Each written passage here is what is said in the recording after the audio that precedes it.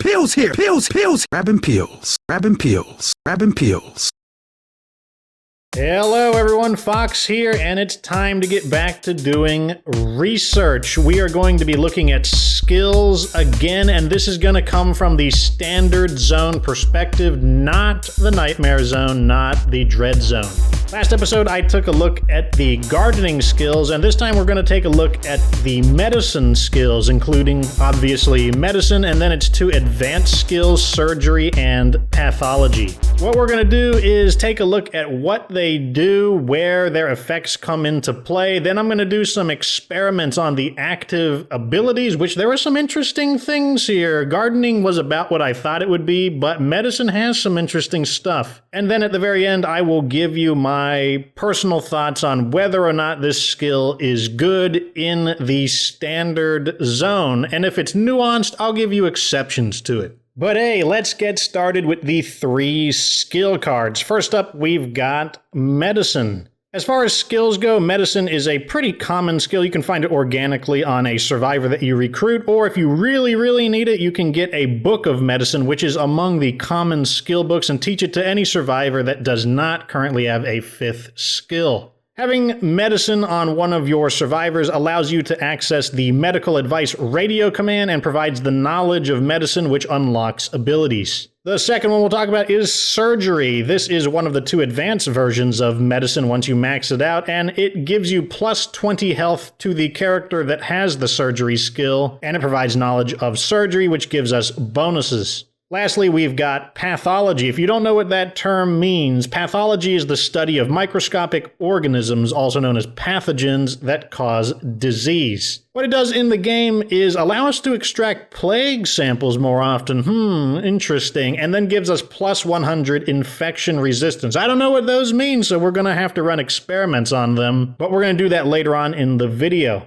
Now let's talk about leveling up. I found a survivor that had medicine organically with 1 star already filled, so we had to fill up medicine and then max out pathology, and it took me 25 medicine supply in order to do this, using a combination of first aid kits and bandages. I wasn't able to determine which of these was more efficient, whether you should make bandages or first aid kits, but just expect that it's probably going to cost somewhere between 25, 27, maybe 30 supply of medicine to max out the skill. This also might not be the best way to do it. I noticed on the advanced Biochem station there were some Zed Hunter items that suggested they would increase the skill of pathology, and that might be a better way to do it. I don't know. But let's move on to what these skills do, beginning with the buildings that they influence, which is the infirmary and the hospital. Starting with the level 1 infirmary, you do not need any knowledge of medicine to construct this, which is nice. Most of the infirmary's features do not require knowledge of medicine or its advanced skills, but here's what we've got. Starting with the crafted items. No requirements for crafting bandages or weak painkillers, but medicine does give a bonus to the creation of bandages. No bonuses or requirements for the creation of blood plague cures or bulk plague cures. And medicine gives a bonus to the production of bulk medicine supply for your base, but is not required. Under the medical help category, which is where the active powers are located, emergency medicine gets a bonus from medicine, but no requirement. No bonuses or requirement from infection therapy. Primary care requires knowledge of medicine and gains bonuses from surgery.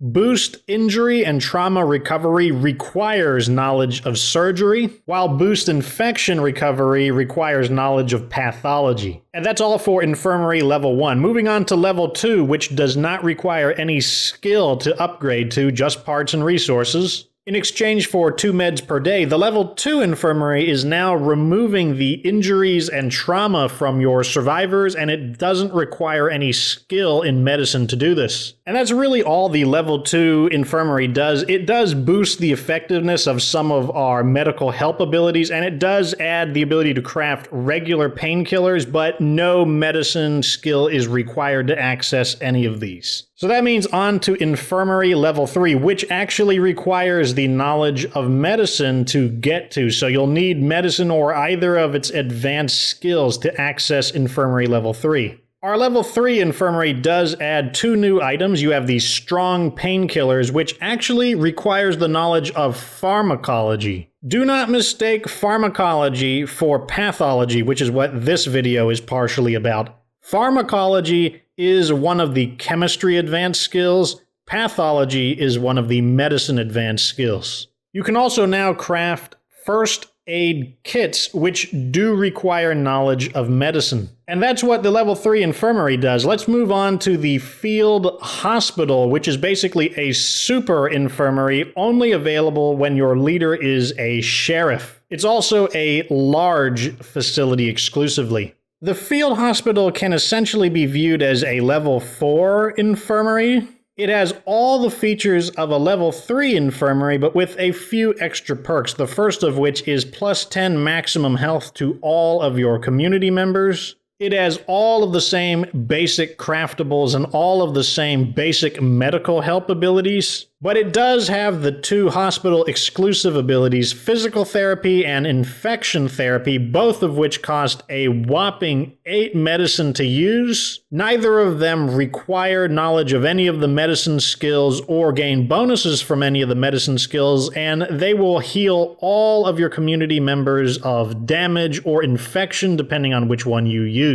Now let's check the advanced Biochem station, which is a mod in the free DLC Z Hunter, and you can put this mod specifically on an infirmary or a hospital. That said, it turns out that none of the consumables that you make require any of the medicine skills, nor do they gain any bonuses from any of the medicine skills, but the top 3 consumables, the scent block, the Zedi, and the Zedrenalin, all say they will increase the EXP of the pathology skill. All right, now you know all about where the requirements are in the facility. It's time to get to the fun stuff, the experiments. Let's start with emergency medicine. You have to activate this from your infirmary. So I'm going to set myself on fire so I get beat up and I get an injury. Then I go to my base menu, activate the ability, and what do you know? I spend the med supply and now I have no damage and no injury. Gotta be inside your base to use this, though. You cannot use this out in the field. Now let's talk about primary care, which helps you resist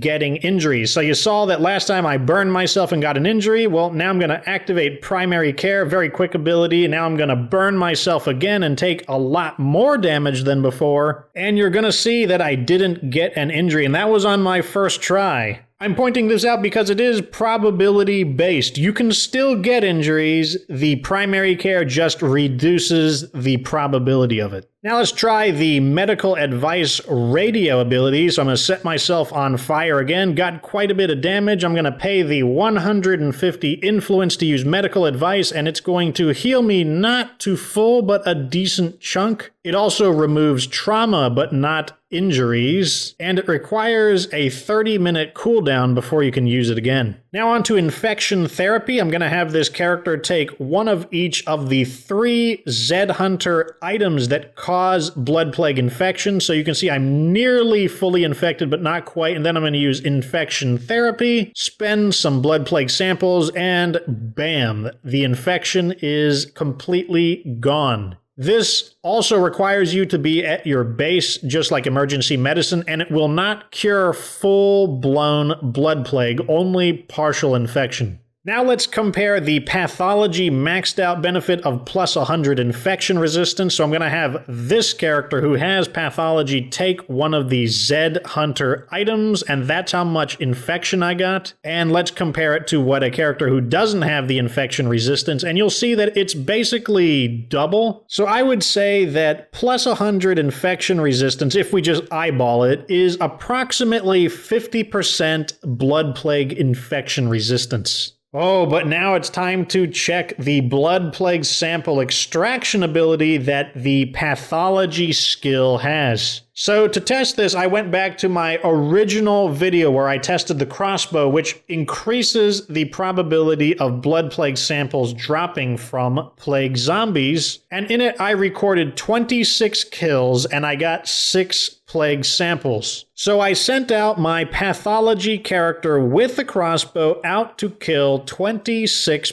plague zombies to compare the amount of samples that I would get. And I got 11. So essentially, double the amount of plague samples for hunting plague zombies with a crossbow and pathology over just a crossbow. Very, very interesting. This has very positive implications for farming blood plague samples to make blood plague cures, bulk plague cures which sell for 500 influence, and for mass producing the Zed Hunter biochems which all cost blood plague samples. The more expensive among them costing 25 samples. But okay, we've run the experiments. It's now time to determine how good is the medicine skill and its advanced skills for standard zone difficulty. And my answer is, in most situations, you can safely pass on all of the medicine skills. Why is this?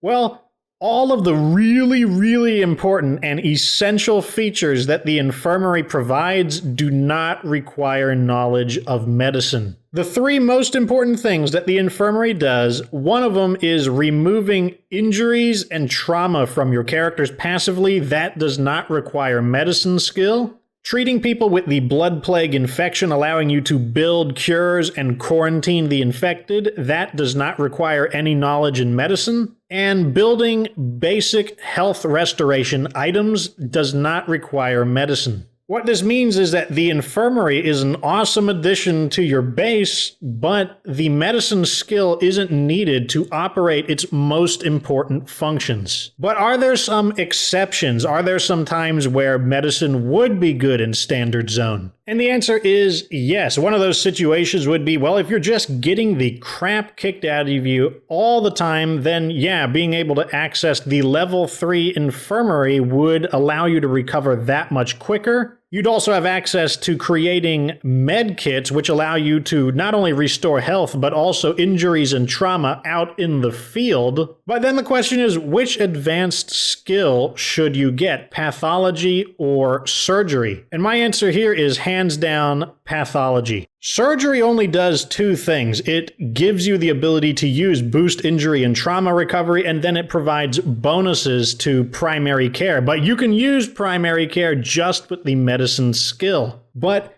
pathology has battlefield and economic value. It gives you a character that is resistant to blood plague infection and allows you to farm blood plague samples efficiently. There's so much you can do with blood plague samples. You can make money with them, turn them into bulk plague cures, sell it for 500 influence. Eradicate plague infection in your community. Just mass produce the regular cures. Cure anyone you want. Heal any quantity of partial infection with the infection therapy ability. And hey, experiment and have fun with the Biochem items from the Zed Hunter DLC with the advanced Biochem station. You've got plenty of samples with this combo. But hey, that's all I got to say about medicine. Let me know what you think down in the comment section. Like this video if it was helpful or entertaining. Subscribe to my channel for future State of Decay 2 content. And of course, remember that you don't have to be good to get good.